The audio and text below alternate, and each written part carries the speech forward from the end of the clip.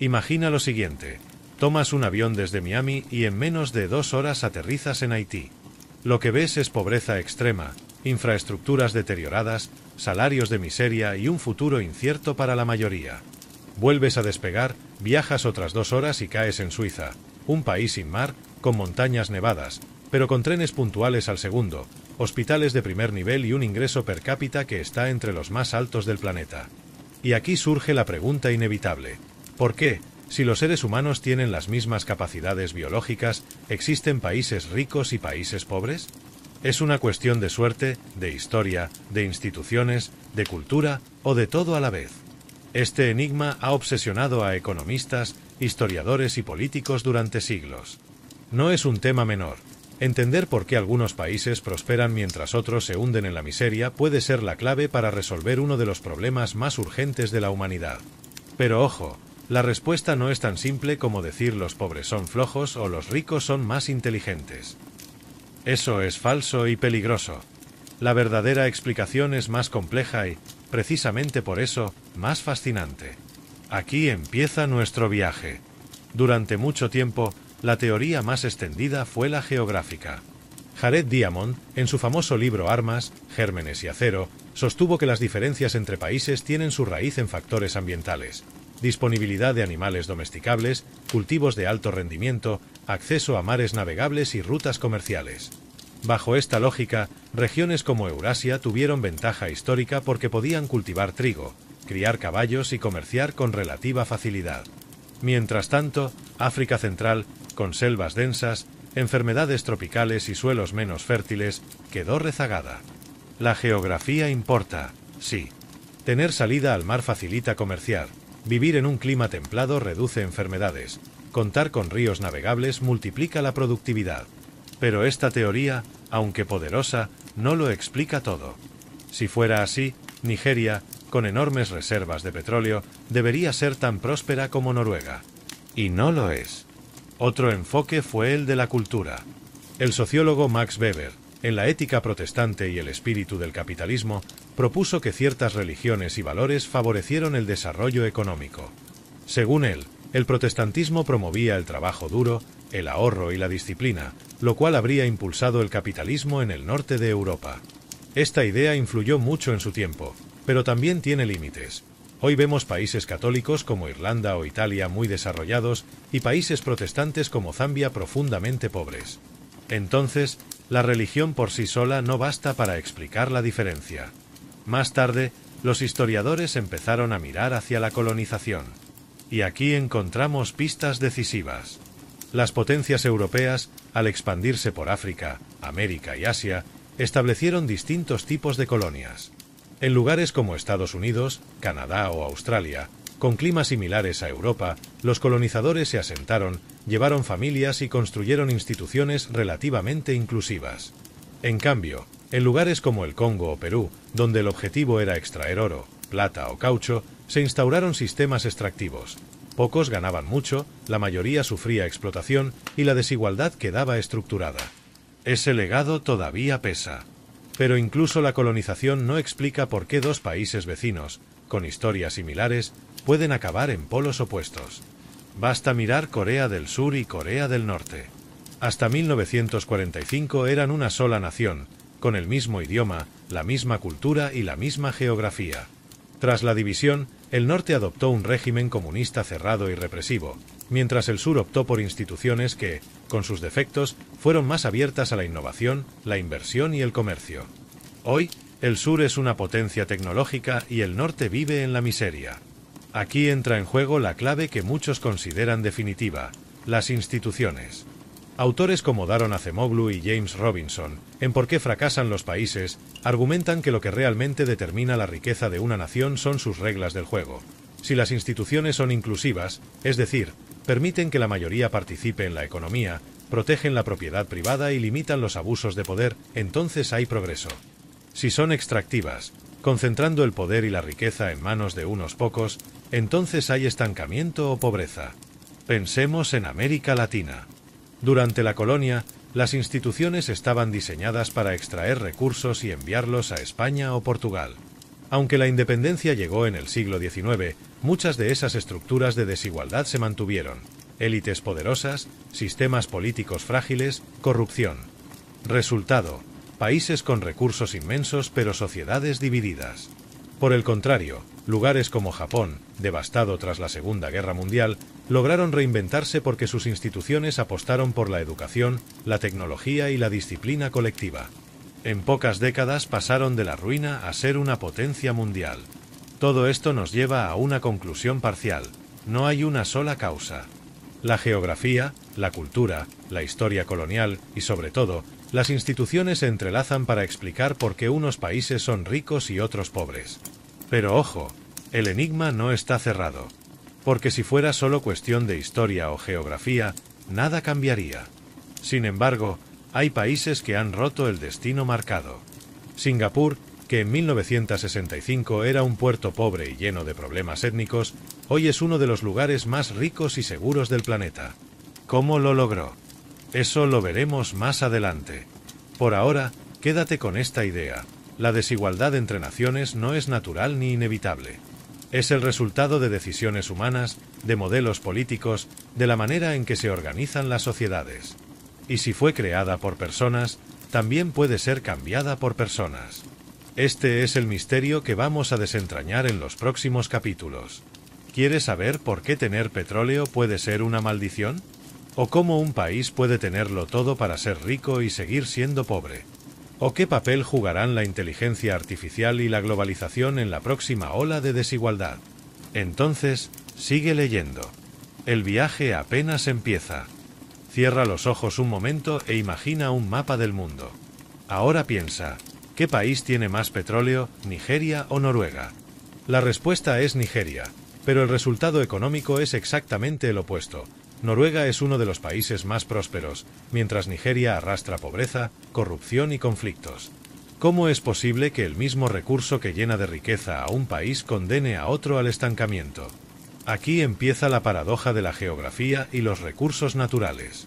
Durante siglos, muchos creyeron que la riqueza dependía directamente de la tierra. Si un país tenía oro, plata, petróleo o suelos fértiles, estaba destinado al éxito. De hecho, en la época colonial, las potencias europeas luchaban a muerte por conquistar territorios con minas, plantaciones y rutas comerciales. Parecía lógico: más recursos equivalía a más riqueza. Pero la historia se encargó de desmontar esa ilusión. Tomemos el caso del Congo. Es uno de los países con mayor riqueza natural del planeta: diamantes, cobre, cobalto, fundamental para las baterías de nuestros teléfonos y autos eléctricos, oro, maderas exóticas y enormes ríos. Sin embargo, hoy su población vive con menos de $2 al día. ¿Por qué? Porque esas riquezas se convirtieron en botín para élites corruptas, compañías extranjeras y grupos armados. Lo que debía ser un trampolín hacia el desarrollo se transformó en la llamada maldición de los recursos, cuando la abundancia alimenta la corrupción, los conflictos y el saqueo. En contraste, Noruega, con reservas de petróleo descubiertas en los años 60, creó un fondo soberano para administrar esa riqueza pensando en el futuro. Ese fondo, que supera el $1 billón, financia pensiones, salud y educación. El petróleo no fue saqueado por unos pocos, sino gestionado colectivamente. La diferencia no estuvo en el recurso, sino en cómo se administró. La geografía también influye en la historia de la desigualdad. No es lo mismo tener un país con ríos navegables, acceso al mar y climas templados, que vivir rodeado de montañas, desiertos o selvas tropicales. Pensemos en Europa. El continente tiene decenas de ríos que facilitan el comercio, mares relativamente tranquilos y climas moderados que permiten cosechas constantes. Eso fue clave para que el comercio floreciera y las ciudades crecieran. Ahora miremos Bolivia, un país sin salida al mar desde que perdió la Guerra del Pacífico frente a Chile en 1879. Esa falta de acceso ha encarecido su comercio exterior y limitado sus oportunidades de desarrollo, incluso cuando tiene abundancia de gas natural y litio. La geografía, en este caso, se convirtió en una barrera. Otro ejemplo brutal: Afganistán. Su territorio montañoso lo hizo históricamente difícil de conquistar, pero también casi imposible de integrar económicamente. El aislamiento geográfico impidió la creación de redes comerciales estables y, con ello, el surgimiento de instituciones fuertes. Por eso, a pesar de estar en una región con múltiples recursos, Afganistán nunca logró consolidar un camino hacia la prosperidad. Pero cuidado, la geografía no es destino escrito en piedra. Singapur es un ejemplo luminoso. Este diminuto país no tiene petróleo, apenas territorio y ninguna riqueza natural notable. Su única ventaja, estar en una ubicación estratégica en el sudeste asiático, en el estrecho de Malaca, por donde pasa buena parte del comercio mundial. Con un plan inteligente, sus líderes convirtieron esa posición en un hub global de puertos, finanzas y tecnología. Hoy, Singapur tiene uno de los ingresos per cápita más altos del mundo. El contraste entre Singapur y países ricos en petróleo como Venezuela es brutal. Venezuela debería ser un gigante económico.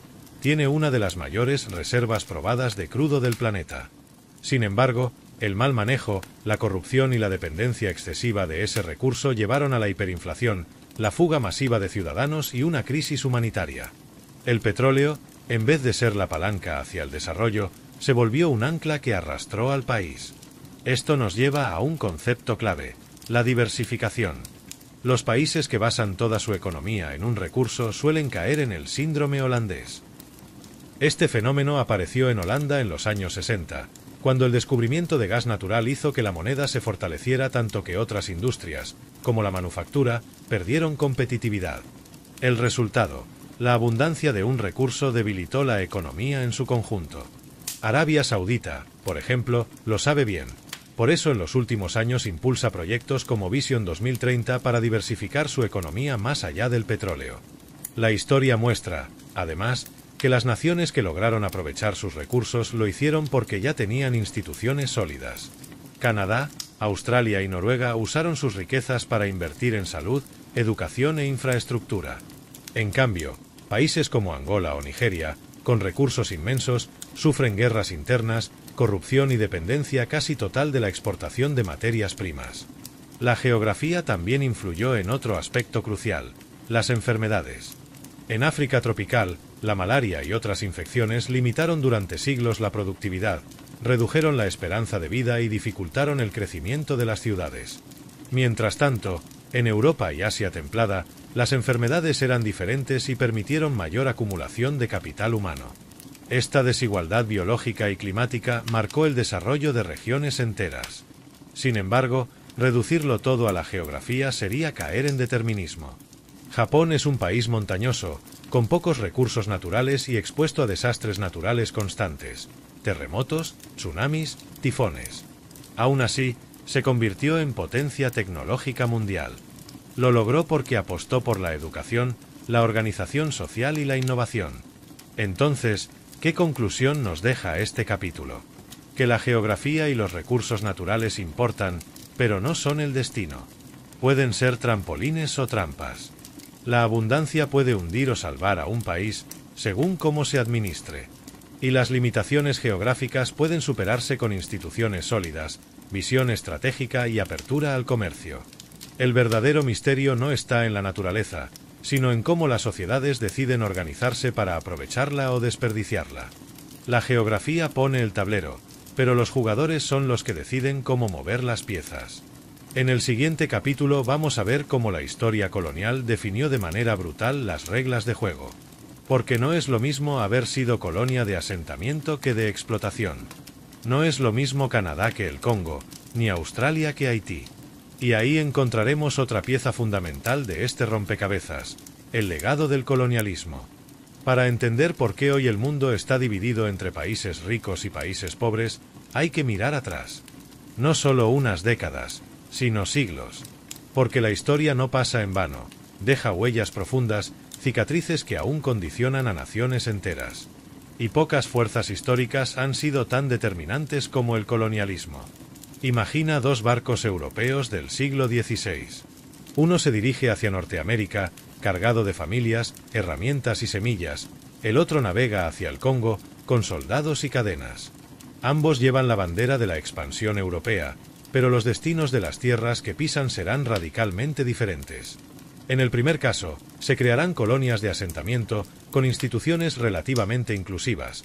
En el segundo, colonias de explotación, donde el objetivo será exprimir cada recurso sin importar la población local. Esa bifurcación es clave para entender la desigualdad actual. Durante los siglos XV al XIX, Europa extendió sus tentáculos sobre América, África y Asia. El motor era claro: obtener recursos, oro, plata, azúcar, algodón, caucho, especias. Para ello, las potencias instalaron sistemas extractivos diseñados para beneficiar a la metrópoli. En América Latina, por ejemplo, la corona española implementó la encomienda y la mita, obligando a indígenas a trabajar en minas y haciendas. Millones murieron en condiciones brutales, mientras las riquezas fluían hacia Sevilla y Lisboa. El efecto fue doble. Por un lado, se generó una enorme concentración de poder y riqueza en pocas manos. Por otro, se desmantelaron estructuras locales que podían haber dado lugar a instituciones más inclusivas. Esa combinación creó sociedades altamente desiguales. No es casualidad que, hasta hoy, América Latina sea una de las regiones con mayor desigualdad del planeta. En África, el colonialismo tomó otra forma, igualmente devastadora. El Congreso de Berlín, 1884 a 85, donde potencias europeas se repartieron el continente como si fuera un pastel, trazó fronteras artificiales que no respetaban etnias, lenguas ni culturas. Eso sembró conflictos que persisten hasta hoy: guerras civiles, disputas tribales y estados frágiles. El Congo belga es un ejemplo brutal. Bajo el rey Leopoldo II, millones de personas fueron mutiladas o asesinadas en la extracción de caucho y marfil. Las instituciones que quedaron tras la independencia eran tan extractivas que la corrupción y la violencia se volvieron endémicas. En Asia, el colonialismo británico en India dejó otra huella particular. Durante 2 siglos, la Compañía Británica de las Indias Orientales drenó riqueza del subcontinente. Se estima que entre 1765 y 1938, Gran Bretaña extrajo del territorio indio una suma equivalente a decenas de billones de dólares actuales. Al mismo tiempo, destruyó industrias locales como la textil para imponer manufacturas británicas. El resultado: cuando India logró la independencia en 1947, era uno de los países más pobres del mundo, a pesar de su vasto territorio y cultura milenaria. Ahora, contrasta eso con los Estados Unidos o Canadá. Aunque también fueron colonias, su modelo fue diferente. Allí, al haber climas similares a Europa y baja densidad de población indígena, tras epidemias que diezmaron a millones, los colonos europeos llegaron con familias enteras, buscaban establecerse y reproducir instituciones más inclusivas: propiedad privada, parlamentos locales, autogobierno. No eran perfectas, la esclavitud es prueba de ello, pero sembraron un terreno fértil para sociedades con más movilidad social que las colonias extractivas. Esta diferencia entre colonias de asentamiento y colonias de explotación es central. Lo explica Acemoglu y Robinson en su tesis. Cuando los colonizadores podían asentarse, llevaban instituciones inclusivas. Cuando las condiciones eran hostiles, imponían sistemas extractivos. Y esos sistemas no desaparecieron con la independencia. En muchos casos, las élites locales heredaron las estructuras coloniales y las mantuvieron para su propio beneficio. Pensemos en América Latina otra vez. Tras la independencia, en vez de reformar las instituciones para hacerlas más igualitarias, las élites criollas conservaron el poder económico y político. El resultado fue que, aunque los países eran libres en teoría, en la práctica siguieron atrapados en modelos que beneficiaban a unos pocos y mantenían a las mayorías en pobreza. En África, la situación fue incluso más trágica. La independencia llegó en la segunda mitad del siglo XX, muchas veces de forma apresurada. Los colonizadores se marcharon sin dejar estructuras políticas sólidas. Los nuevos estados heredaron fronteras artificiales, economías dependientes de la exportación de materias primas y administraciones débiles. El vacío de poder fue llenado por dictadores, golpes de estado y guerras civiles. Así, lo que empezó como explotación colonial se transformó en explotación interna. Pero el colonialismo no solo dejó pobreza, también influyó en las mentalidades. Durante siglos, los colonizados fueron tratados como inferiores, incapaces de gobernarse a sí mismos. Esa narrativa se internalizó y todavía pesa en la autoestima colectiva de algunas naciones. Desmontar esas creencias es tan difícil como reconstruir economías enteras. Ahora bien, ¿significa esto que el colonialismo lo explica todo? No del todo. Hay países que, pese a haber sufrido colonización, lograron salir adelante. Botsuana, por ejemplo, obtuvo su independencia de Gran Bretaña en 1966, siendo uno de los países más pobres del mundo. Sin embargo, sus líderes decidieron usar los ingresos del diamante para fortalecer el Estado, invertir en educación y evitar la corrupción. Hoy es uno de los países africanos con mayores índices de estabilidad y crecimiento. Otro caso llamativo es el de Corea del Sur. Aunque no fue colonia europea, estuvo bajo el dominio japonés entre 1910 y 1945. Esa colonización fue dura y represiva, pero también dejó cierta infraestructura industrial y educativa. Tras la Guerra de Corea, el sur supo aprovechar esa base y con políticas estratégicas de industrialización se convirtió en una potencia tecnológica. En cambio, países como Haití cargaron con un destino aún más cruel. Fue la primera república independiente de América Latina tras su revolución en 1804, pero Francia les impuso una deuda de indemnización por la pérdida de esclavos y tierras. Esa deuda gigantesca asfixió su economía durante más de un siglo. Haití nació libre, sí, pero encadenado económicamente. El legado colonial es, por tanto, una pieza fundamental del rompecabezas. Determinó qué instituciones se creaban, qué economías se impulsaban y qué estructuras sociales perduraban. Explica por qué regiones enteras quedaron atrapadas en círculos de pobreza y violencia. Pero también abre una pregunta clave: ¿es posible romper esas cadenas históricas? La respuesta es sí, pero no es fácil. Como veremos en el siguiente capítulo, la clave está en las instituciones políticas y económicas que cada país construye. Porque, aunque la geografía y la historia pesan, el presente y el futuro se definen por las reglas del juego. Y esas reglas pueden ser transformadas. Si la historia y la geografía explican parte del camino, las instituciones son la autopista que determina si un país avanza o se queda estancado. Porque no basta con tener recursos naturales o haber escapado del colonialismo. Si las reglas del juego son malas, la pobreza se perpetúa. Y cuando son buenas, incluso un país con desventajas geográficas puede prosperar. Pero, ¿qué entendemos por instituciones? Son las reglas formales e informales que organizan la vida económica, política y social de un país. Leyes, derechos de propiedad, sistemas de justicia, reglas electorales, regulación de empresas. En otras palabras, las instituciones deciden quién puede hacer qué, quién controla qué recursos y cómo se reparte la riqueza. Tomemos el ejemplo de Corea. Hasta 1945, Corea era una sola nación, devastada por la Segunda Guerra Mundial y bajo la ocupación japonesa. Tras la guerra, se dividió en norte y sur.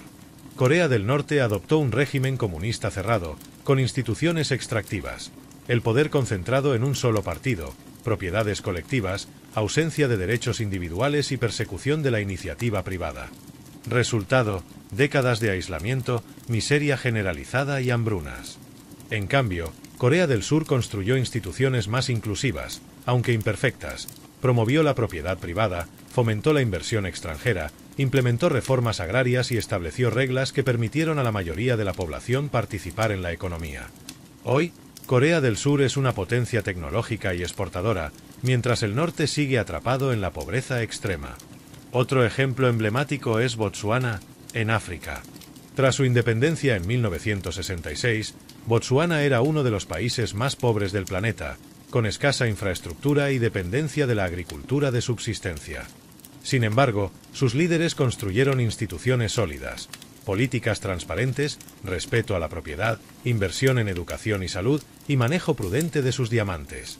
El resultado: décadas de crecimiento sostenido, estabilidad política y mejora en la calidad de vida.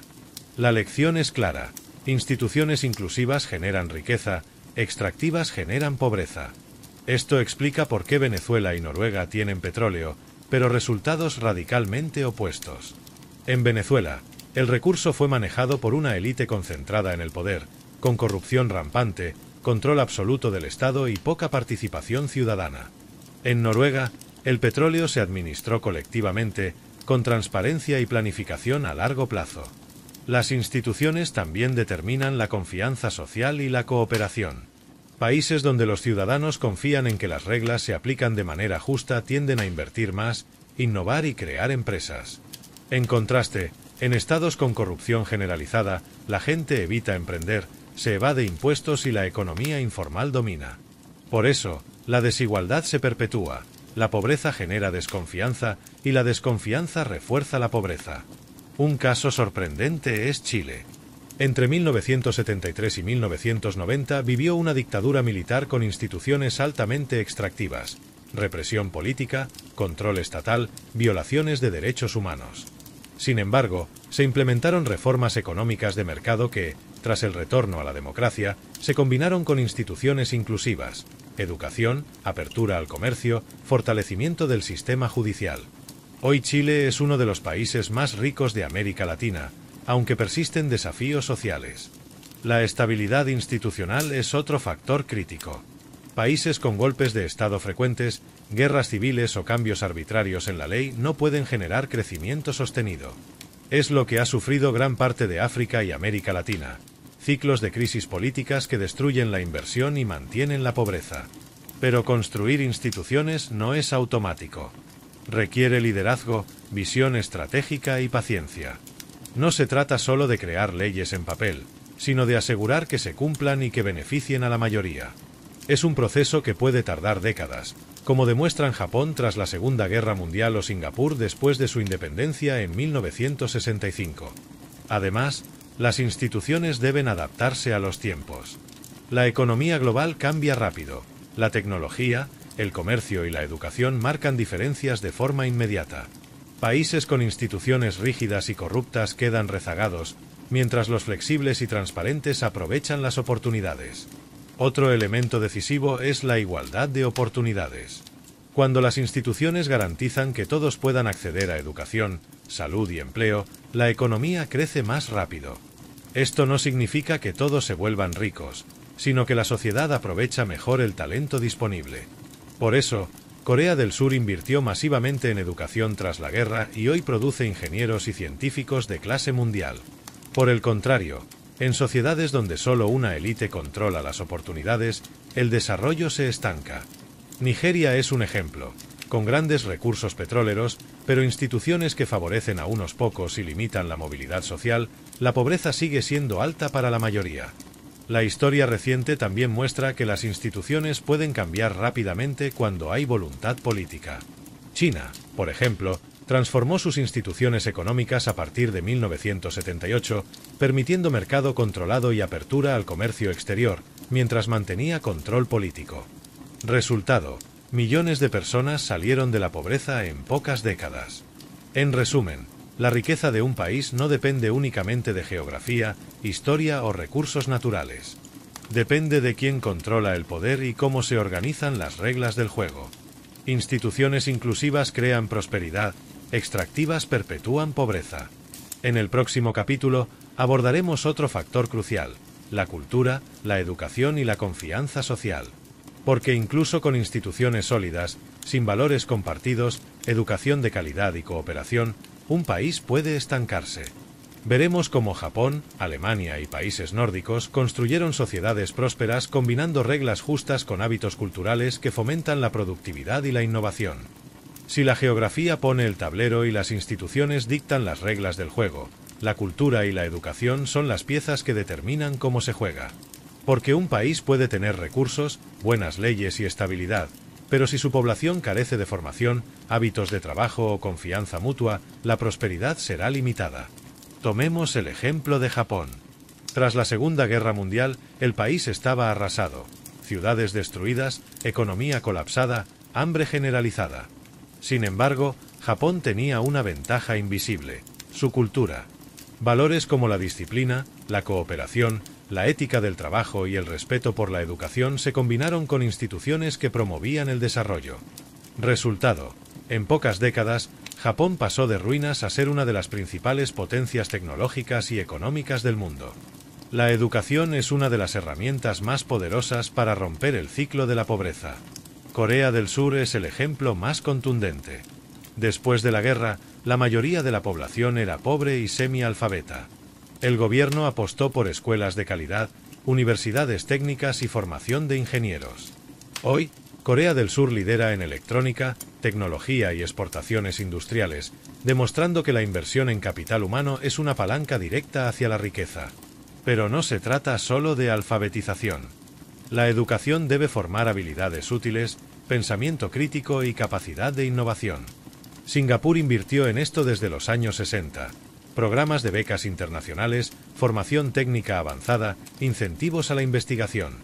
Hoy su población no solo trabaja, produce ideas, empresas y soluciones globales. La confianza social es otro factor crítico. Economistas como Francis Fukuyama han mostrado que los países donde las personas confían en sus vecinos, en el gobierno y en las instituciones, crecen más rápido. La razón es sencilla. Cuando hay confianza, las transacciones económicas fluyen, se reduce la corrupción y las empresas arriesgan capital para innovar. Suecia, Noruega y Dinamarca son ejemplos de sociedades donde la confianza social y la cooperación son tan fuertes que el Estado puede funcionar de manera eficiente y los ciudadanos prosperan. En contraste, países donde la desconfianza domina, como Haití o Somalia, sufren ciclos de pobreza que son difíciles de romper. La falta de confianza hace que la gente evite invertir, evade impuestos, dependa de redes informales y se quede atrapada en la subsistencia. La cultura también determina la propensión a innovar y asumir riesgos. Estados Unidos es el ejemplo clásico. Su cultura valora el emprendimiento, tolera el fracaso y premia la creatividad. Esa mentalidad permitió que Silicon Valley se convirtiera en el epicentro de la innovación tecnológica mundial. En cambio, sociedades con aversión al cambio y al riesgo tienden a estancarse, incluso si tienen recursos y educación. Un dato interesante: los países que combinan instituciones inclusivas, educación sólida y cultura de cooperación no solo crecen más rápido, sino que logran mantener esa riqueza en el tiempo. Alemania, tras la Segunda Guerra Mundial, reconstruyó su economía gracias a un sistema educativo técnico sólido, sindicatos cooperativos y valores culturales de responsabilidad y disciplina. Hoy sigue siendo la economía más potente de Europa. Pero cuidado, estos factores no operan de manera aislada. La educación sin instituciones justas produce frustración. La confianza social sin reglas claras produce abusos. La cultura de trabajo sin oportunidades de desarrollo genera migración masiva. Por eso, la riqueza duradera surge de la interacción entre instituciones, cultura y educación. También es importante destacar que estos factores pueden cambiar con políticas inteligentes.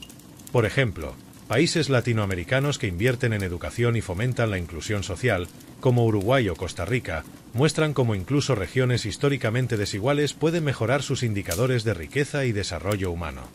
La combinación de reglas claras, educación de calidad y valores cooperativos genera un círculo virtuoso. Mejores instituciones incentivan educación y confianza, la educación y la confianza refuerzan las instituciones.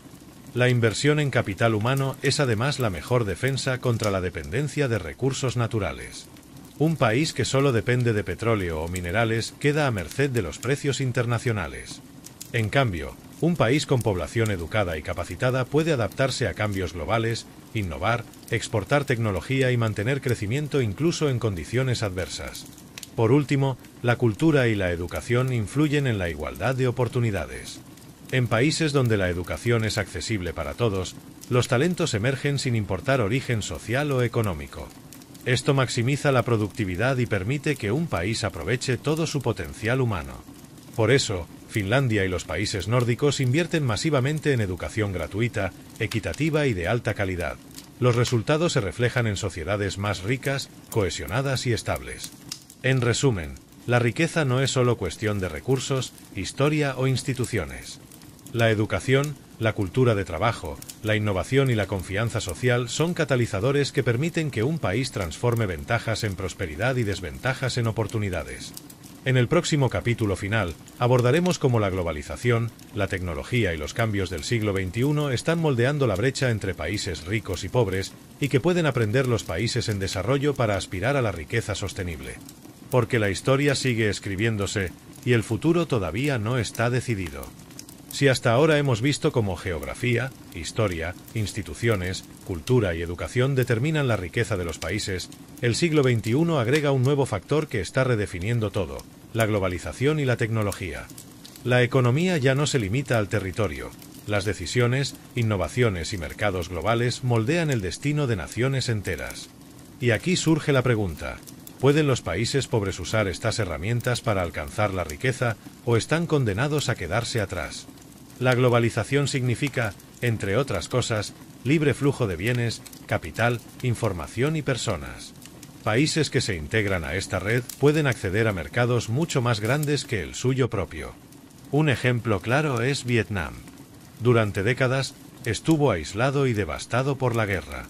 Sin embargo, a partir de los años 90, se abrió al comercio internacional, promovió inversión extranjera y fomentó manufactura y exportaciones. Hoy es uno de los países con crecimiento más rápido de Asia. La globalización le permitió superar limitaciones históricas y geográficas. La tecnología multiplica este efecto. Internet, inteligencia artificial, energía renovable, biotecnología, son herramientas que permiten saltos cualitativos en productividad y riqueza. Países con capital humano entrenado y reglas claras pueden aprovechar estas oportunidades. Singapur, nuevamente, es un ejemplo paradigmático.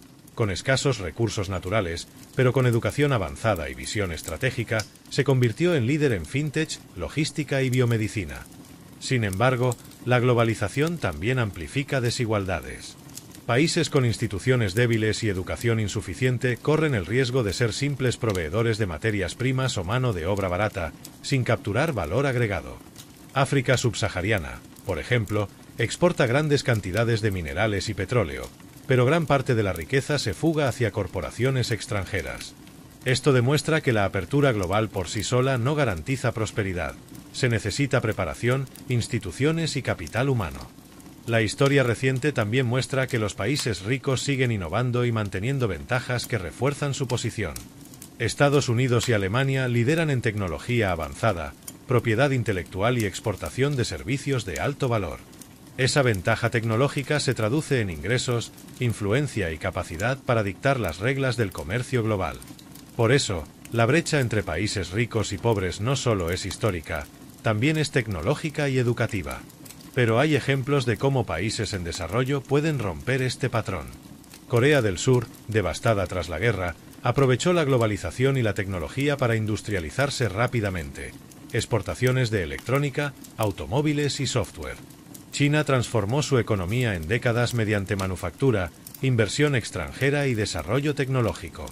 Ambos casos muestran que los países pueden crear un círculo virtuoso si combinan instituciones inclusivas, educación, cultura de trabajo y apertura estratégica al comercio y la innovación. El siglo XXI también introduce un factor disruptivo: la inteligencia artificial y la automatización. Países que no inviertan en educación tecnológica y digital podrían quedar atrapados en empleos de bajo valor, mientras las economías avanzadas aceleran su crecimiento. Esto significa que la brecha puede aumentar si no se actúa con visión estratégica. Sin embargo, la tecnología también ofrece oportunidades. Educación online, acceso global a mercados y emprendimiento digital permiten que individuos y países pequeños puedan generar riqueza como nunca antes en la historia. Otro aspecto clave es la diversificación económica. Países que dependen de un solo recurso o industria son vulnerables a shocks externos, como vimos con Venezuela y el petróleo. En cambio, países que combinan manufactura, tecnología, servicios y educación logran estabilidad y crecimiento sostenido. Por eso, Singapur, Corea del Sur y Japón no dependen de un solo recurso, dependen de talento, innovación y reglas claras. Además, el futuro plantea un reto social: la desigualdad interna dentro de los países. Incluso naciones ricas enfrentan tensiones si la distribución de oportunidades y riqueza es injusta. Esto subraya la importancia de no solo aspirar a ser un país rico, sino a ser un país inclusivo, donde la educación y la tecnología lleguen a la mayoría, no solo a una élite. Entonces, ¿qué pueden aprender los países pobres del siglo XXI? Primero, que la pobreza no es inevitable ni natural, es resultado de decisiones humanas. Segundo, que la inversión en instituciones, educación y cultura de trabajo es prioritaria. Tercero, que la globalización y la tecnología son oportunidades para superar limitaciones históricas y geográficas, pero requieren preparación y estrategia. El mensaje final es esperanzador. La historia está llena de ejemplos de países que transformaron su destino. Singapur pasó de puerto empobrecido a potencia global. Corea del Sur pasó de ruinas a innovación tecnológica. China salió de décadas de aislamiento para convertirse en la segunda economía mundial. Botsuana transformó diamantes en desarrollo sostenible. Si estas naciones lo lograron, cualquier país puede aspirar a hacerlo, siempre que combine instituciones sólidas, educación de calidad, cultura de cooperación y apertura estratégica al mundo. La riqueza no está escrita en la geografía ni en la historia, está en la capacidad de las personas y las sociedades de aprender, adaptarse y organizarse para prosperar. El enigma de los países ricos y pobres, entonces, no es un misterio inmutable. Es un rompecabezas humano, y la buena noticia es que los humanos pueden reescribirlo. El futuro de la riqueza depende de decisiones colectivas, visión estratégica y la voluntad de construir sociedades justas, educadas y preparadas para enfrentar los desafíos del siglo XXI. Y así, el viaje que comenzamos con el misterio de Suiza y Haití termina con una lección clara: la riqueza no es casualidad, es resultado de historia, reglas, cultura, educación y la habilidad para aprovechar oportunidades. El tablero está puesto, las piezas existen y el juego continúa. Los países que aprendan a moverlas bien pueden romper cualquier predestinación y crear su propio camino hacia la prosperidad.